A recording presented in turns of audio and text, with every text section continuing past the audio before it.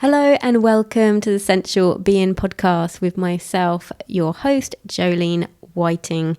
I have been a pole dance teacher for nearly 20 years. I'm also a yoga instructor, and my favourite pastimes are connecting to my own sensuality, connecting with the world, and connecting with animals as well. In this podcast, you'll find new and inventive ways of how you see yourself, connecting yourself with others, and also how you see and view the world around you. In today's episode, we are going to be talking about letting go and being more playful, letting go of old habits, and letting go if you are grieving as well. Hello, sensual being, and thank you so much for joining me today. I feel like my life is a bit of a whirlwind right now. I think that's probably the best description of it. When you hear people talking about like a death and a rebirth in their life, I'm literally going through the death part now. And fortunately, nobody around me have passed away, but as you know from previous episodes, that I have actually been giving up my studio. And I would like to talk to you a little bit more about how I've been actually dealing with it, because it's been really hard, really hard. It's probably one of the most hardest decisions I have ever had to make, and certainly not one that I've ever taken lightly.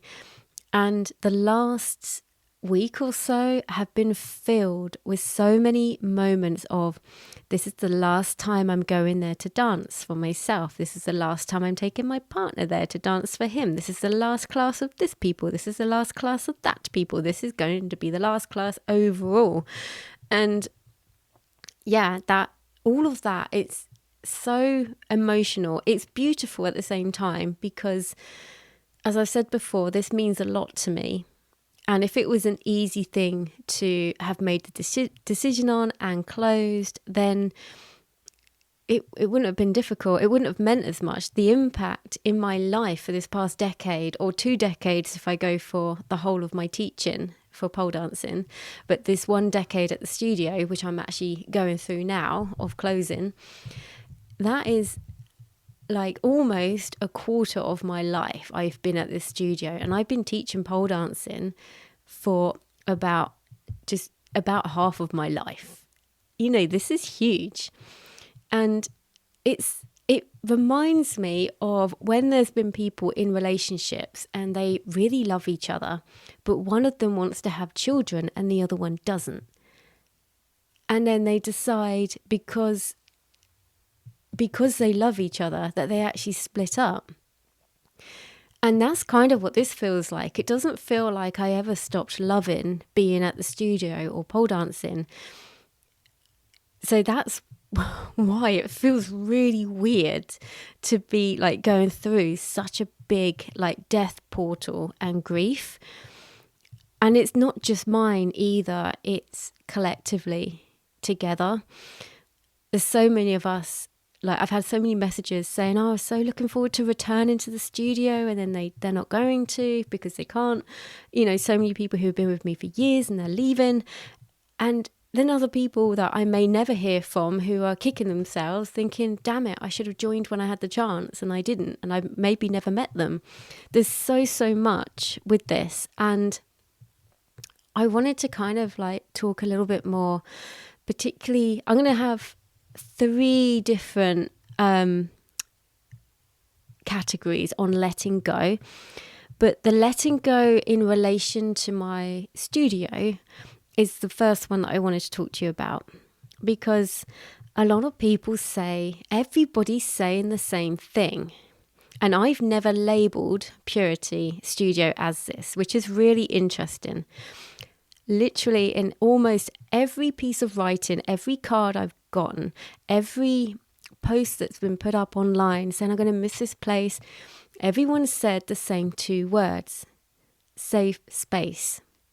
They feel like it was their safe space, and it was all of ours safe space. And it's interesting because I never labeled it as that. I never went around saying, Purity Studio, your safe place.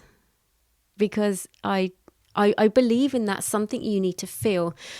And I think that's one of the hardest things to let go of. And there's been such an evolution of what people wear to pole. People start off pole dancing in like leggings and long t-shirts, and then it gets a little bit shorter, and then they wear shorts, and then they wear shorter shorts, and then maybe they wear literally lingerie, because you can literally wear what you want to my classes.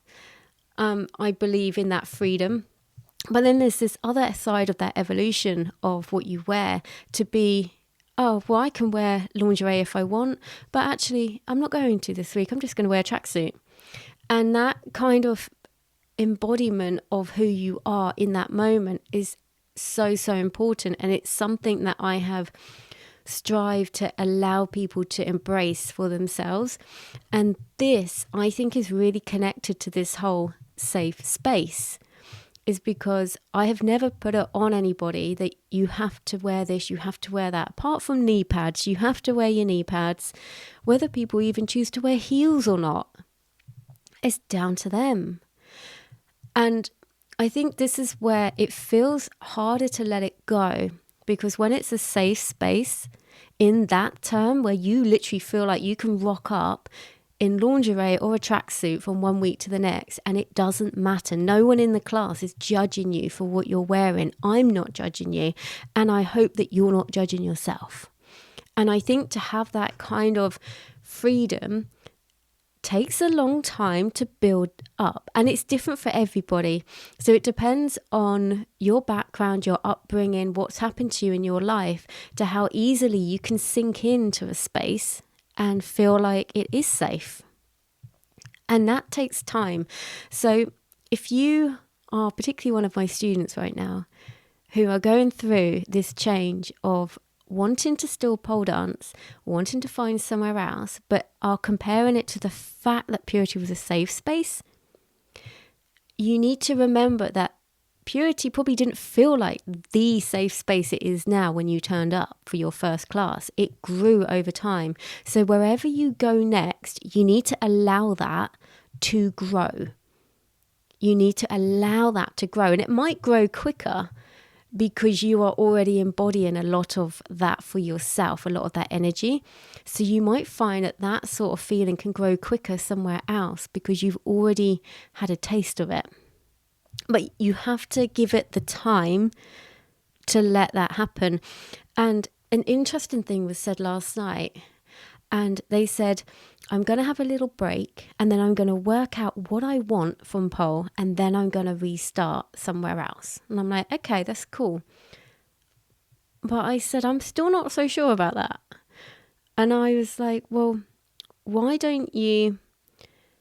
It's good to know what you want out of something.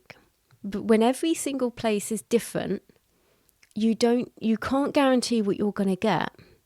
So I kind of feel like if you can be in a space where you're open to change, where you're open to see somebody else's take on it, even if you love the dance and you go for the fitness side, it's like, that's okay. Even if you're like, oh, I don't really want the fitness, you don't know until you try it. It might sometimes not necessarily be about the discipline, but you might meet an awesome group of people. And therefore, that changes your perception on what you thought you wanted. So the more you can be open to this change, the better. Because in our life, if we stay still in the same job, I mean, people don't really do this anymore, do they? They don't. Like, I remember when I grew up, my dad had his job for like 35 years, 40 years. And he had pretty much the same job all that time. It evolved a bit and changed a bit, but it was still for the same company as well. I'm sure it was. And we live in a time, we are so honoured to live in this time where we get to go from one thing to the next and actually experience different things in our life a lot more than maybe our parents or our grandparents used to be able to do. You know, there's so much more freedom of like being an entrepreneur and creating your own business, or whether it's full-time or a side hustle, or maybe you've got a few different businesses. We are living in a time where change can be very welcomed. And I'm not saying it's easy. So even though this change was something I wanted to do, whilst part of me on one hand is thinking about like the rebirth side, the opportunities that are, I'm open to the opportunities to come my way more so than I was before. And I'm really excited about that. But leaving behind pole, and also I don't easily have a position to actually put up a pole at home. So I'm not even going to be exercising my pole dancing skills. They're going to diminish. That is exactly what's going to happen, because that's part of our human body. If you don't train something, it will just fade away. And I'm having to be okay with that. And that's quite hard too, because I'm like, what about all my pole skills? They're just going to just drift off a bit. But again, I also then think about the opportunities I could have if I let go. And this takes time. It does take time. And I do feel like this week particular is hard. I'm recording this on the last week of the studio. So actually when this episode comes out, I will actually probably physically be at the studio, taking stuff down, repainting walls and making it all like I had never been in there to start with. So that's what I'll be doing when this episode actually goes live. So this is on a very potent week. Like I am literally in the in-between and I am living through it as best I can. And the thing that's really helped me is the fact that we've all come together. And I think because I told people a few weeks ago, we've all kind of digested the news a bit. And I think like the last week of classes, we just have the attitude of, I'm just going to dance. There's been a real good attitude this week. And it's been, it's been electric in the studio, absolutely electric. And that was the vibe I wanted. So people can still be sad, and we have been sad, but the vibe is there. Like, I just want to dance. Come on, let's go. And that is the go get 'em attitude, because that's what we need in life. And we need to go through all of these emotions, and that they'll still continue going up and down, up and down. I mean, I stayed into the studio last night after everybody had gone home, and I just literally sat there and spoke to the studio and saying how magnificent she's been for us. Because I kind of believe that everything kind of has a spirit, and I sort of feed into that with her. She's done her best for us, and she's ready for a change. It's really, when you look at these spaces as having their own like sort of feelings, it does change your perspective a little bit on how you treat places. So that's very much around letting go, particularly when it comes to things that really cause you grief. So losing the studio for us has been a grieving type of experience. And the main thing that can really drive us through with it, so if we are going through grief and we have to let go of something, like whether it's a place, a relationship, a friendship, a pet, a person, that does take time. But the driving force to have at the forefront of your mind, however sad you are, be grateful that you had that experience. That is the number one. That doesn't make you happy. No. Please don't confuse gratitude and appreciation with happiness. God, no. Just definitely don't confuse them with happiness, because it doesn't make you happy. It makes you appreciate life. It makes you grateful for the gift of yourself being here. And it makes you feel like you are deserving of this life, because you are. You are a gift to this world. We are all a gift that should be cherished. And that's what happens. It brings you back into appreciation for being here. And by doing that, it doesn't make you happy, but it keeps you on the path of being grateful to be here. Because if you're not careful, when you go into these sort of pits of darkness, if you're not grateful for anything and you don't appreciate anything, that is a very, very slippery slope. And you can start by the most basic things. Maybe you've got food on your table today and you're grateful for that. Maybe it's just your heart beating in your chest and you're grateful for that. Start small. It doesn't have to be anything big. But to appreciate the experience that you've had, or the person you've had in your life, or the relationship you've had, is an absolute godsend and treasure that we must not lose sight on. But when we are in pits of grief, we do lose sight of that. And it's very easily done. So you may have to remind yourself, set a reminder on your phone to think about being appreciative of the experience that you've had. Because it's so, so important. And whilst we're talking about letting go, that was kind of the biggest part of letting go, is what I've just talked about there, when it comes to like grief. But when we hear of terms of like letting go, let go, it can be in so many different ways. So one of them can be letting go of old habits. And these all interlink with each other as well. They might be good habits or bad habits, but my view is that they're probably habits that you've been wanting to not do for a while, and actually trying to let go of them is hard. Like me stopping watching TV a couple of years ago. I didn't stop watching TV because I didn't enjoy it. I loved it. I loved it quite a lot, actually. And so I had to really work with that to let that go, because I knew that my life would be richer if I didn't really watch TV. And that was my driving force. I was thinking, I want to test this and see how it goes for a month. And I was right. For me, I was right. My life is definitely richer without it. Everyone is different, completely different. But yeah, for me, 2 years on, I'm still not watching TV.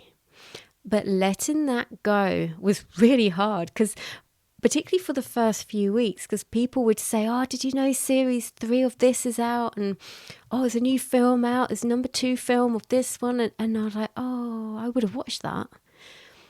And then as time went on, because my life was richer without the TV, those little niggles of, oh, I would have watched that. I wonder what that was like. They all started to disappear. And it did take time. And time, I swear, is the biggest healer. And we are so impatient in our lives. And I think this is where letting go is getting harder, because we are so damn impatient.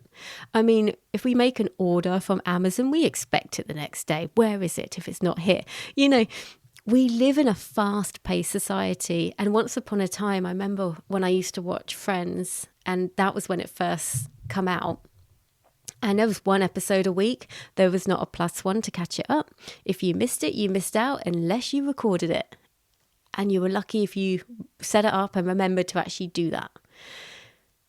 You know, things were at a slower pace. Now, if they were to release Friends as a brand new thing in one go, they would probably release season 1, and then you could just watch them all in one day if you wanted to. Season 2 will probably come out maybe the next year, or maybe within 6 months, and you could, again, watch the whole lot in one go. We move faster. Now, once upon a time, you used to write letters or have fax machines. Now, email it across. It's done. In an instant. It's done. So we live in such a fast-paced world. So when it comes back to the reality of our emotions, we actually do need to take the time. We really, really do. But it is such a controversial thing within our psyche now, because we're getting more and more used to this modern world. The other part of the letting go is a little bit more lighthearted. And this is more on the side of being playful in your life. These all three of these interlink with each other. So you've got letting go and being more playful and carefree, letting go of old habits and being open to change, and letting go of people, relationship, places, pets. All of these intertwine with each other, because if we can let go and be a little bit more playful in life, a little bit more carefree, then that will stem on to making things like change easier, because we'll be like, yeah, well, we'll see what happens. Because to be able to be a bit more carefree means that it's okay if it's a bit messy. And whenever we learn something new or go to a new place or start something new, it is messy. Because like when you learn how to drive, how many times did you stall the car? Probably quite a lot. But that's okay, because you're learning. And even, you stall it now, it's all right, it's no big deal. But when you're learning, it is messy, but you're learning, and then you get it right and you're like, oh, I just did it and it worked. And that sort of feeling is something that we just don't embrace anymore. And again, our modern world, social media really dictates to us that things should not be messy. Things should be perfect and perfectly aligned. Life can be perfect if you follow the right influencers and their life looks perfect. And it's not, so much of our life is not actually real, but the messy parts are. They're the real bit. I mean, how many times in a film, things may have changed in the last couple of years as I don't watch TV, but how many times in a film do you see a sex scene? Yeah. As soon as the guy enters the woman, yeah, it's a hetero sex scene, by the way, she's having an orgasm, she's coming.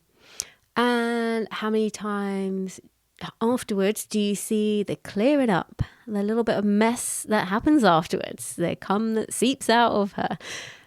Where's that in a film? It never is. But those messy bits are the real bits of life. I mean, come on. Nothing is more beautiful than actually just being in the rawness and the realness of life.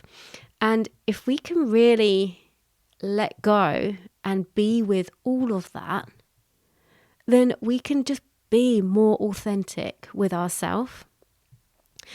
And you'll hear, probably everyone's heard it, even I've said this before in my meditations, to take a deep breath in, and as you breathe out, let go. All of that helps, but nothing will help you more than time itself. But when we hear like, take a deep breath in, as you breathe out, let go, you kind of, if you're in a pit of grief, you just want to smack the person who says that to you. You're like, you have no idea what I'm going through. But the realization is to remember that a lot of our emotion, of what we go through, is stored in our body. So even things as simple as a deep breath in and breathing out, visualizing letting go, feeling it, that does help your body. Because it's not all about the mind, it is also about the body as well. So we need to try and get them to work together with this. And I find dancing is good, shaking the body is good. We did something in my yoga class a couple of weeks ago, and we've done it again since. It's been really good. And we do a lot of somatic releasing, and particularly for the face. So we really move our face around. I mean, everyone looks silly. You ain't going to do it and look pretty, by the way. But you sort of move your face around and touch your head and stuff. And it really awakens the muscles all around your face. And it really connects you in with your body, so deeply. And yet it's so basic. A lot of these sort of things will help us because they will stop us from feeling stagnant within ourselves. So if you feel a bit stagnant, or you feel like you've been still for a while, or you feel like you've been going through it emotionally with something, however big or small, give your body a little shake off. You know how dogs do when they sort of come in from the rain, and a little bit of rain spotted on their back, so they come in and they just literally shake it off. Or even like out in the wild, when you watch on TV, when you watch like the antelopes being chased by the lions, but they get away, and they'll go off and they'll have a little shake, and then they get on with their day, because they are exiling that sort of trauma from their body as quickly as possible. And we need to do that more. If we can make that a regular thing that we do, then our life will be so much more carefree. But we have to remember to do it. And also, it helps being carefree because you don't mind looking silly.